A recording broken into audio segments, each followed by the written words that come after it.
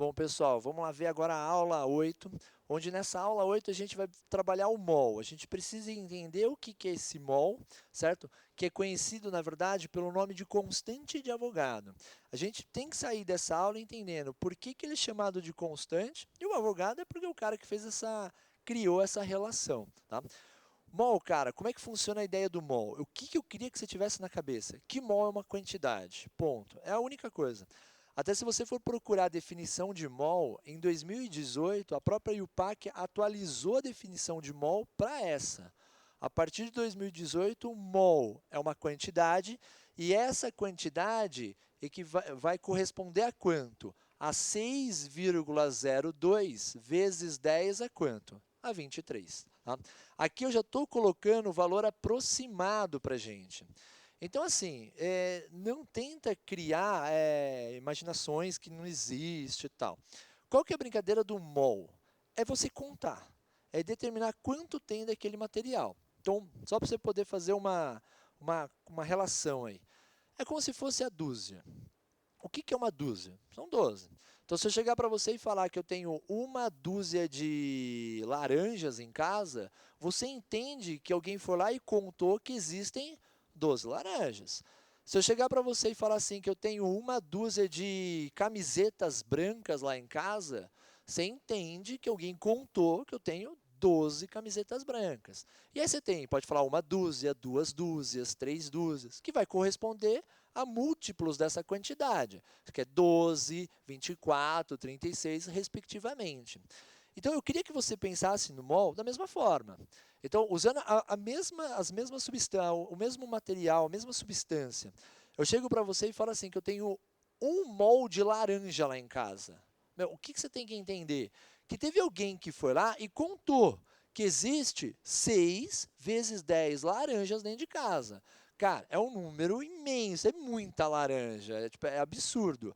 Mas alguém foi lá e contou, tem uma, duas, três, até chegar em quanto? 6 vezes 10 é 23. É que nem eu chego para você e falo, olha, eu tenho um molde de camisetas brancas lá em casa. Meu, é muita camiseta, é uma coisa bizarra. Mas seria quanto? 6 vezes 10 é 23 camisetas. E, como eu brinquei com o outro, existe 1 mol, 2 mols, 3 mols, que correspondem ao quê? A múltiplos disso. Agora vamos botar nosso cérebro para funcionar. 6 vezes 10 vezes 3 é um número muito grande. É uma quantidade de matéria muito grande. Então, por isso que a gente usa muito mol para coisas que são extremamente o quê? Pequenininhas. Porque aí você tem, ele é tão pequenininho que pode ser que você consiga ter uma quantidade de 6 vezes 10 a 23 delas. Então, por isso que o mol ele é usado muito para átomos, moléculas, porque ele é tão pequenininho e na hora que você pega lá uma, sei lá, por exemplo, uma barra de ouro de 200 gramas, cara, tem tanto átomo lá dentro, que é super possível e de fato existe valores na ordem de 6 vezes 10 a 23. Então, se você imaginar o átomo de ouro como uma bolinha e você contasse todas as bolinhas que tem dentro dessa barra, você poderia chegar nesse valor daqui, certo? Então, ó, só para a gente poder entender. Então, quer dizer que o mol é uma forma de determinar a quantidade de um átomo ou de uma molécula. Então, quando eu falo que eu tenho 1 mol de ferro, eu estou falando que existem 6 vezes 10 a 23 átomos de ferro lá dentro. Quando eu falo para você, por exemplo, que eu tenho 1 mol de hélio, aquele gás nobre que a gente coloca naquelas bexigas infantis para ficar voando, então você falar que você tem dentro daquela bexiga 1 mol de hélio, então você está falando que lá dentro existe 6 vezes 10 a 23 átomos de qual substância? Do hélio aqui. Agora, ó, só para a gente pegar algo diferente, imagina que eu tenho 2 mols de água. Água já é uma molécula, não é mais um átomo. Muda alguma coisa para a gente? Não muda nada. Quando você fala em 2 mols de água, é porque você tem 2 vezes a quantidade de 6 vezes 10 a 23. Então, eu vou ter quanto? 12 vezes 10 a 23. Só que como agora a gente está mexendo com a molécula da água, então são, na verdade, 12 vezes 10 a 23 moléculas de qual substância? Da água aqui. Então, assim, se a gente for parar e pensar friamente, pensar no mol como uma quantidade é um negócio que normalmente vocês não têm tanta dificuldade. Alguém foi lá e contou quantas bolinhas de hélio tinha lá dentro. Alguém foi lá e contou quantas moléculas de água tinha lá dentro. Então, a relação que existe entre o mol e a sua quantidade, normalmente, ela não dá dor de cabeça para a gente. O que começa a criar confusão? Se eu pego uma quantidade de qualquer coisa, por exemplo, pensa lá na laranja. Se eu for lá e colocar 12 laranjas em cima de uma balança, vai existir uma massa para essas 12 laranjas. Se eu pego lá aquelas 12 camisetas e coloco em cima de uma balança, vai ter uma massa para ela. Se eu pensar nos átomos, se eu pego essa quantidade imensa de átomos de ferro e pôr numa balança, quanto marca essa balança? Quando eu pego esse hélio e vou medir a massa dessa quantidade de átomos de hélio, quanto marca essa balança? Então, essa é a brincadeira que a gente tem que tomar cuidado. Essa quantidade de material ela pode ser pesada. E quanto vale essa massa? E quem fez essa brincadeira foi esse tal de Avogadro. Ele fez experimentos super complexos, cálculos mais elaborados. A ideia nossa é ver e tentar conseguir enxergar de uma forma simples qual foi a relação que existe entre a quantidade de um cara e a sua massa. Então vamos pensar o seguinte, vamos pegar o átomo de hidrogênio, só para a gente poder entender. O átomo de hidrogênio, ele tem um número de massa 1. O que isso significa? Que cada átomo de H, ele vai corresponder exatamente ao valor de um U, que foi aquilo que a gente estudou na aula agora há pouco, certo? Agora, o que Avogadro pensou? Ele pensou o seguinte, eu consigo colocar uma quantidade de átomos de hidrogênio de tal forma que essa massa U passasse para o valor de gramas? Então vamos aqui no cantinho fazer tentar fazer essa continha de uma forma mais simples. Vamos lembrar lá de algumas coisas que a gente falou da aula 7. A gente sabe que cada U ele vai corresponder ao valor de quanto? Em gramas de 1,66 vezes 10 a menos 24 gramas. Então, o que Avogadro, qual que era a ideia de Avogadro? Ela era a seguinte, imagina que cada átomo de H, cada átomo de hidrogênio, ele tem a massa exata de 1 U, que em gramas corresponde ao valor de 1,66 vezes 10 a menos 24 gramas. A pergunta do Avogadro era muito simples. Quantos átomos eu preciso de hidrogênio para passar a ter uma massa apreciável de átomos de hidrogênio? Só que aí ele pensou, mas que massa eu vou colocar? Ele falou, vou tentar botar uma massa que seja fácil de relacionar. Ele falou assim, ó, o átomo de hidrogênio vale 1 U, exatamente 1 U. Quantos átomos de hidrogênio eu preciso para encontrar o valor exato de 1 grama? A brincadeira do Avogadro era essa. Ele queria encontrar uma quantidade de átomos que correspondesse à massa daquele átomo, no caso hidrogênio, o valor 1, só que em qual unidade? Uma unidade que ele conseguisse usar uma balança convencional, que seria a unidade de gramas. Então, na hora que você cria essa regra de 3 aqui, ó, você vai chegar aonde? O Avogadro chegou que vai dar 1 dividido por 1,66 vezes 10 a menos 24. E na hora que você faz essa continha, você chega no valor exato, aproximado, de 6 vezes 10 a 23 átomos aqui. Então, por que ela ficou conhecida como constante de Avogadro? Se você fizer esse teste para qualquer outro átomo, para qualquer outra molécula, e sempre você coloca a massa em gramas, correspondente à massa daquele material, em U, você sempre encontra a quantidade de 6 vezes 10 a 23. Então, vamos voltar para cá. Ó. A gente escreveu que o hidrogênio, cada átomo dele vale 1 U. E a gente acabou de descobrir que se eu usar 6 vezes 10 a 23 átomos do hidrogênio, isso vai corresponder ao quê? A massa daquele átomo, que no caso o hidrogênio é 1, só que em qual unidade para a gente? Gramas aqui. Só que a gente sabe que cada mol vale o 6 vezes 10 a 23. Então, eu posso escrever sem medo de errar. Se eu pego 1 mol de átomos de hidrogênio, significa que eu estou usando 6 vezes 10 é 23 átomos do hidrogênio. E essa quantidade de átomos, ela vai corresponder a uma massa de quanto? De 1 grama aqui. Se eu mudar o átomo, o que vai mudar é apenas a relação com a sua massa. Quer ver? Ó, só para você ver que eu não estou mentindo. Pega o átomo de ferro. O átomo de ferro vale 56. O que isso quer dizer para a gente? Ele está falando que cada átomo do ferro, ele apresenta uma massa de 56 U. O que Avogadro pensou? Ele pensou o seguinte: se eu usar 6 vezes 10 é 23 átomos do ferro, quanto eu vou ter? Se a gente refizer aquela regra de 3 que a gente acabou de fazer, você vai encontrar o quê? Exatamente a massa daquele átomo de ferro, no caso aqui para a gente, um valor de quanto? 56, só que em qual unidade agora? O que era U, ele passa a ser representado o quê? Em gramas. Até faz muito mais sentido, né?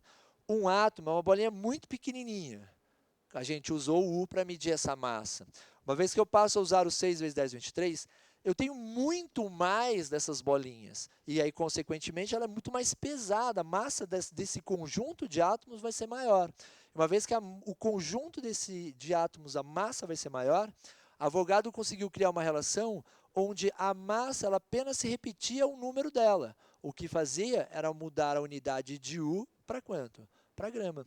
Então, eu consigo escrever aqui agora para a gente o seguinte, né? Que cada mol de ferro, certo? Ele corresponde a uma quantidade de 6 vezes 10 a 23 átomos de ferro, e que essa quantidade de átomos de ferro, ela vai corresponder à massa exata de quanto? 56, só que em qual unidade para a gente? Em gramas aqui. Mas aí, certeza você está se perguntando, mas como é que eu uso isso? A brincadeira dessa relação é você conseguir calcular uma dessas 3 variáveis conhecendo apenas um desses valores. Então, o cara, por exemplo, vai te dar assim, e se eu tenho 2 mols de ferro, quantos gramas eu tenho? Uma vez que eu tenho 2 mols de ferro, eu tenho o dobro de átomos. Então, ele vai ter o quê? A massa dele vai ser o dobro de 56, 112, por exemplo. Ou então o cara coloca para você, quantos átomos existem em 5,6 gramas? Então, a gente acaba criando, na verdade, aquelas famosas o quê? Regras de 3. Então, vamos pegar um exemplo para a gente entender? Deixa eu pegar o apagador aqui escondido e a gente faz esse exemplo. Ó, vou apagar isso aqui, que era só para a gente conseguir entender de onde surgiu. E vamos pensar em um exemplozinho aqui. Ó. Um exemplo simples, mas que ele já começa a querer dar um pouquinho de dor de cabeça.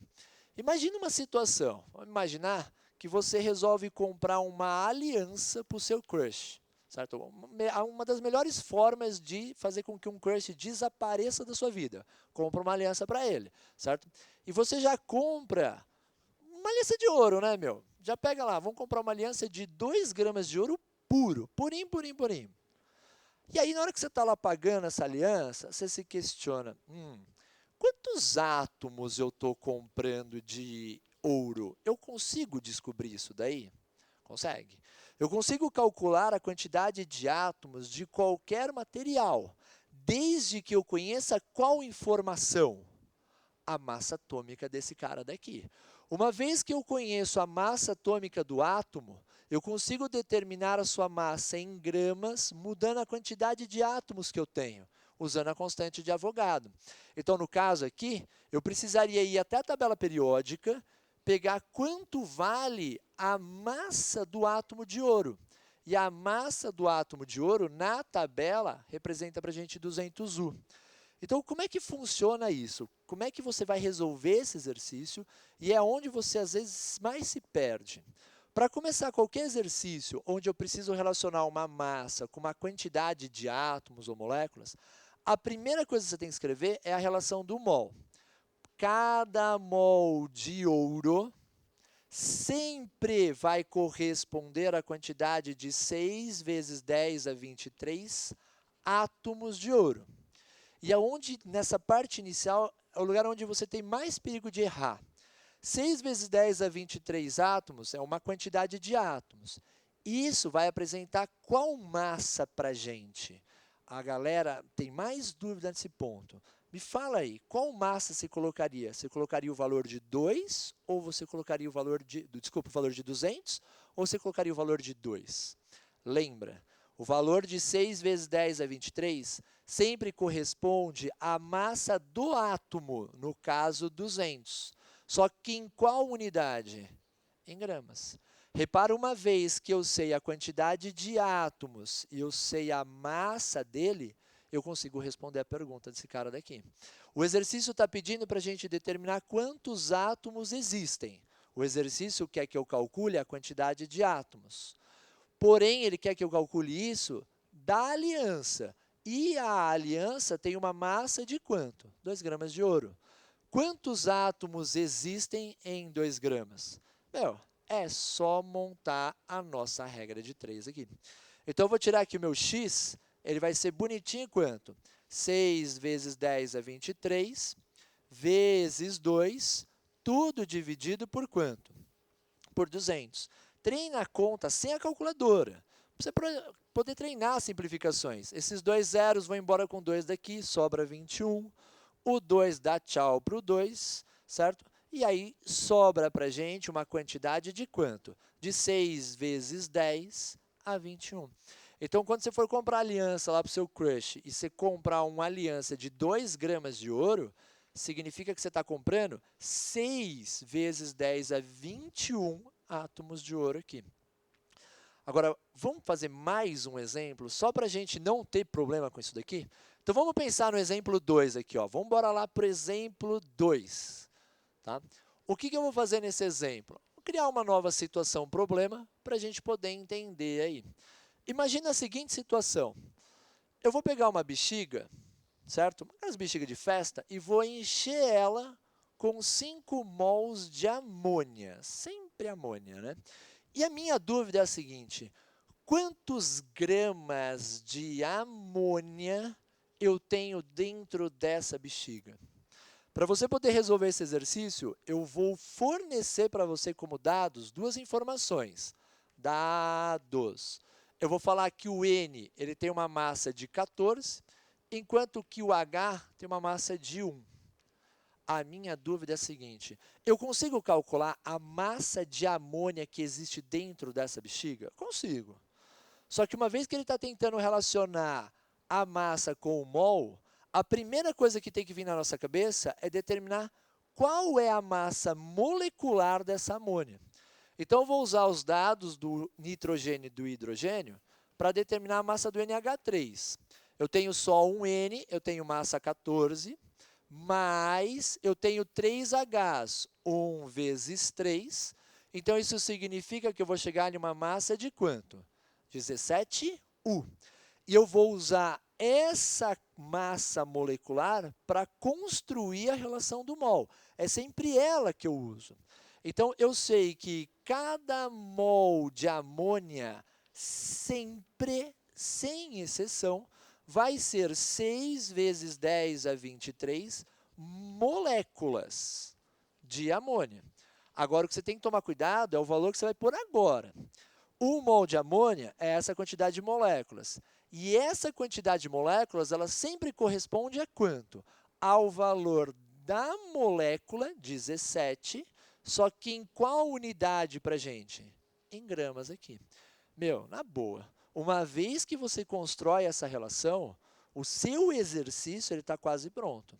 O que você tem que fazer agora é voltar para o enunciado para ver qual é a pergunta que ele fez e do que ele quer saber. A pergunta é calcular uma certa massa. Então, ele quer calcular uma certa massa.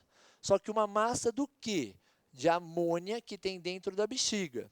Dentro da bexiga existem 5 mols de amônia aqui. Bora construir a regra de 3. Como 6 vezes 10 a 23 não está sendo utilizado na relação, eu ignoro ele completamente. E eu vou chegar em uma massa bonitinha de 5 vezes 17.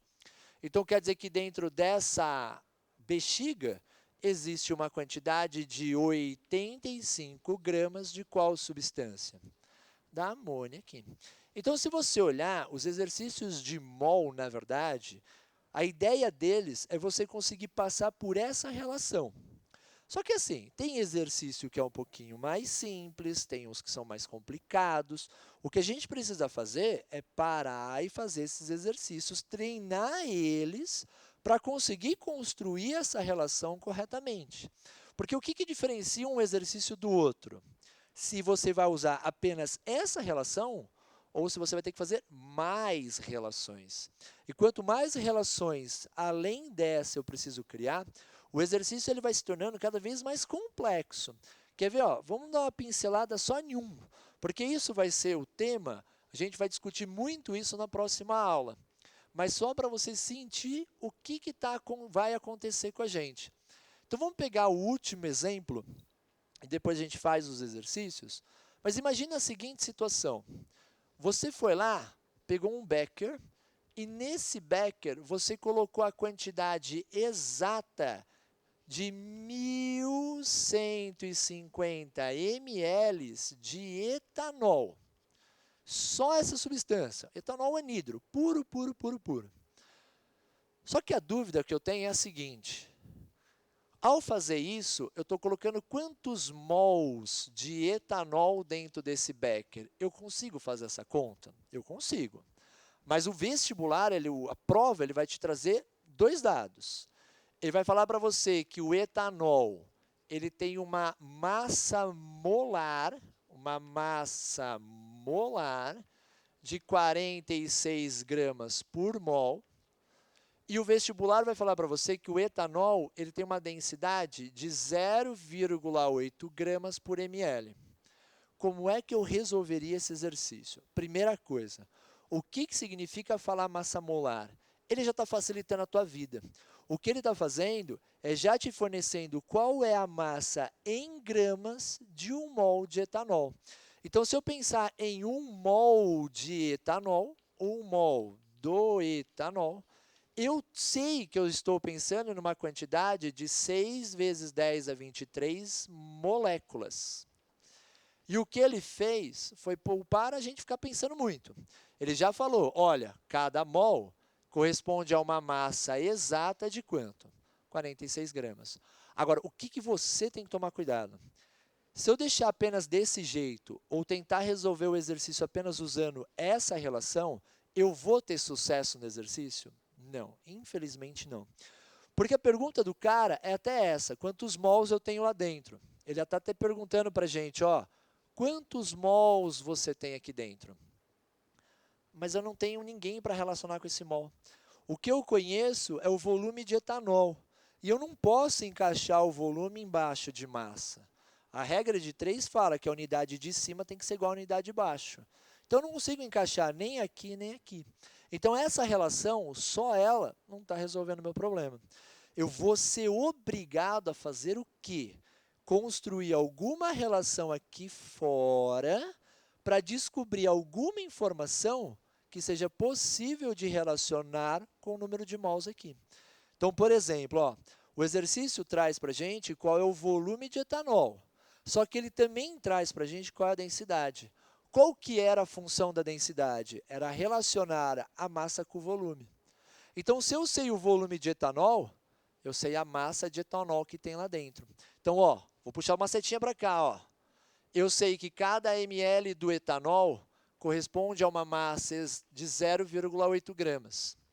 Só que o becker tinha 1.150 ml de etanol. Essa quantidade de etanol tem quantos gramas, na verdade? Eu fiz essa continha para vocês. Tá? Você vai chegar no número bonitinho de 920 gramas do etanol aqui.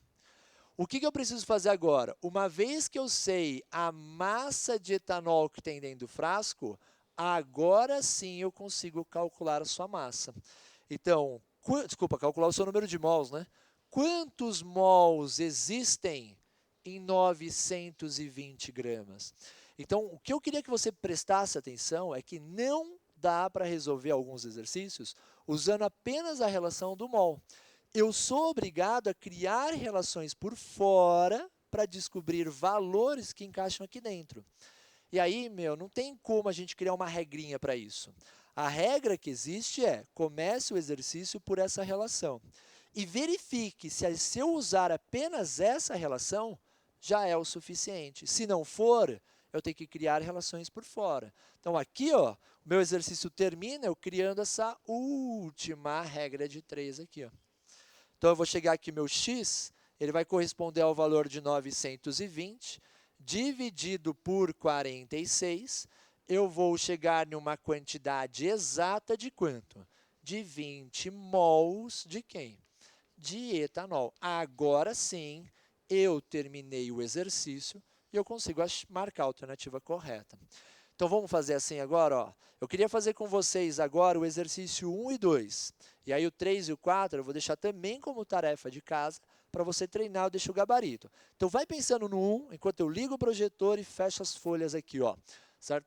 Porque o exercício 1, ele vai brincar exatamente com a relação direta de quem é o mol e da sua quantidade em gramas. E o que a gente precisa fazer nessa aula é esse treino. É treinar como transformar mol em massa, mol na sua quantidade. Então, vamos ligar o projetor aqui. Projetor ligado. Vamos pegar a caneta e vamos embora fazer exercício. Ó. Quero fazer com vocês o 1 e o exercício 2 aqui. Então, só deixa eu... Caiu o giz, já pego, certo? Exercício 1. Opa, é só o 1, amigo. Amigo, volta. Aí. Exercício 1, ó. Caiu na VUNESP, certo? E a brincadeira do cara é exatamente essa. É a gente conseguir usar, a partir de uma massa de um material, calcular qual é a quantidade em mols ou em moléculas que eu tenho de material. Então, por exemplo, no exercício 1, o cara fala para a gente assim, ó, como o dióxido de carbono, o metano exerce também um efeito estufa na atmosfera. Uma das principais fontes desse gás provém do cultivo de arroz irrigado por inundação. Segundo a Embrapa, estima-se que esse tipo de cultura, no Brasil, seja responsável pela emissão de 288 gigagramas de metano por ano. Calcule o número de moléculas de metano correspondente. Então, vamos por partes. Quais são as informações importantes que a gente tem nesse enunciado? Ele primeiro quer que eu calcule qual é o número de moléculas de metano. Só que ele quer que eu faça esse cálculo usando quem como referência? A massa de metano. E o cara fala que ocorre uma emissão de cerca de 288 gigagramas de metano. Então, vamos separar esses dados para ficar fácil de resolver o meu exercício? Eu vou ter uma massa de metano correspondendo a um valor de 288 gigagramas. O próprio vestibular foi legal. Ele fala que cada gigagrama é 10 a 9 gramas. Então, eu já vou falar que a massa que eu tenho de metano é de 288 vezes 10 a 9 gramas aqui. Beleza. Vamos deixar esse dado guardado, que é o metano, que é o CH4. Eu consigo calcular o número de moléculas usando uma massa? Consigo. Mas para que isso dê certo, que informação eu preciso ter? A massa molecular do metano. Repara que aí no livro de vocês, ele não traz quanto vale nem o C nem o H. Ele pede para você ir na tabela periódica pegar essa informação. Para a gente economizar tempo, já coloquei quanto vale o C e o H. Então, quer dizer que o metano, ele vai ter uma massa de quanto? O carbono é 12, beleza. O hidrogênio vale 1, só que eu tenho 4 deles. Então, isso significa que o metano, ele vai corresponder a uma massa de 16U. Agora, ó, vamos montar a relação do mol. A primeira coisa que você tem que fazer sempre é construir... Opa, deu ruim a folha aqui. A primeira coisa que você tem que construir é a relaçãozinha do mol, que lembra, é a parte no início onde normalmente a gente mais se perde. A gente sabe que cada mol de metano sempre vai corresponder a uma quantidade de 6 vezes 10 a 23 moléculas do metano. Agora me tira uma dúvida. Essa quantidade de moléculas pesa quanto?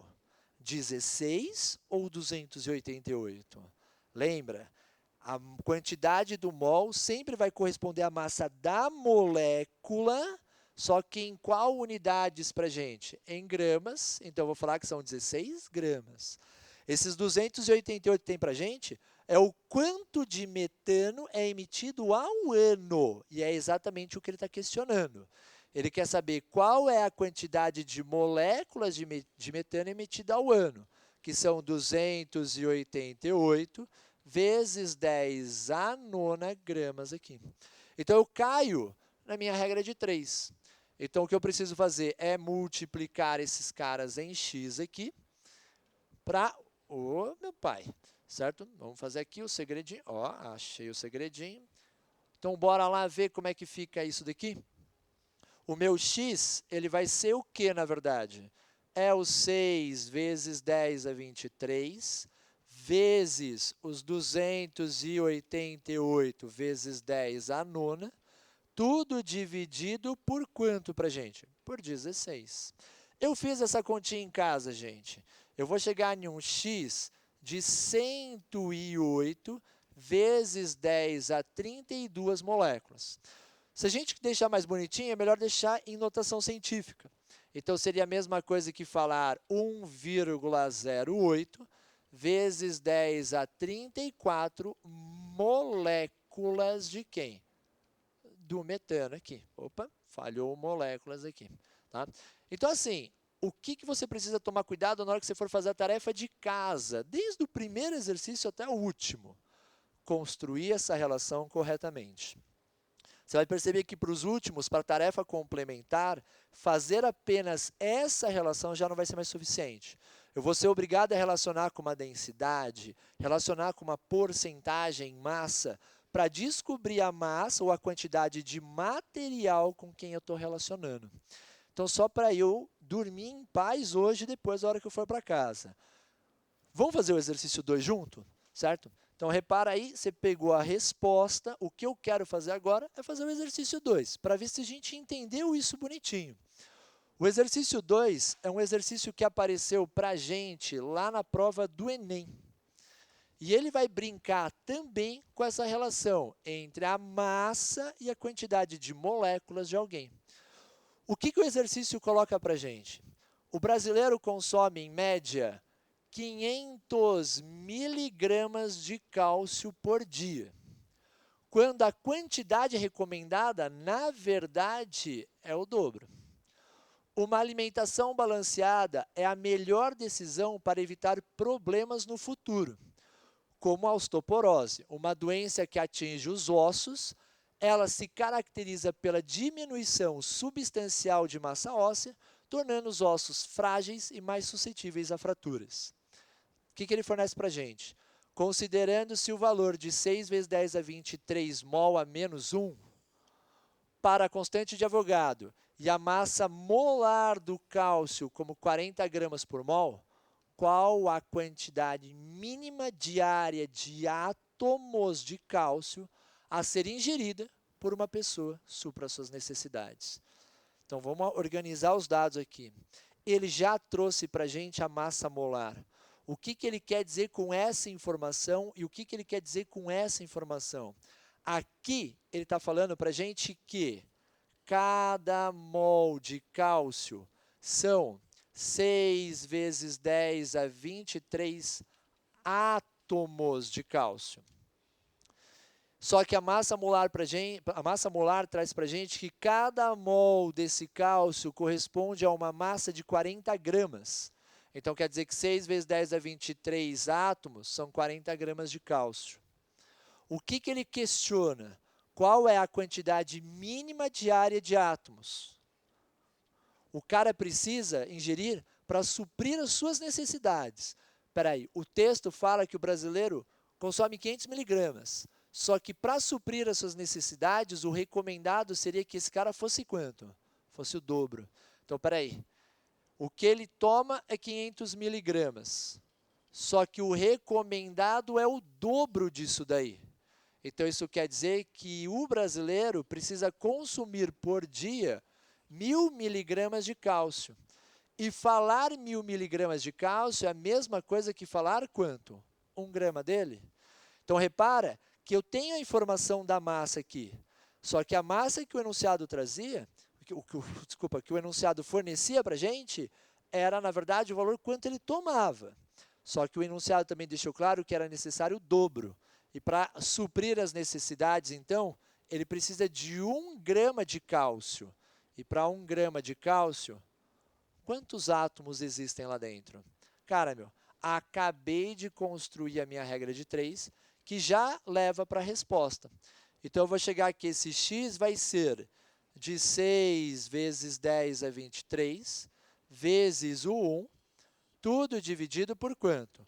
Por 40 aqui. Então, se a gente brincar com a matemática aqui um pouquinho, o que eu tenho? Esse zero pode ir embora com zero daqui, sobrando 22, e aí a conta fica fácil. 6 dividido por 4 dá 1,5. Então, x é 1,5. Vezes 10 a quanto? A 22 aqui. Só que o quê? Átomos de quem? Do cálcio. Então, se eu fosse buscar uma alternativa, certo? Para o Enem, eu chegaria na alternativa correta, letra qual? B de bitoquinha aí. Então, você reparou, a primeira coisa que você tem que fazer é construir essa relação daqui e ver se a relação já é o suficiente para a gente. Então, vou fazer assim, ó, eu vou deixar para você para casa, certo? Para fazer o exercício 4, o 3 e o 4 aqui, ó. Então, bora deixar o gabarito deles? Então, lá no exercício 3, você tem que encontrar a resposta correta, a letra E, de esfirra aqui, ó.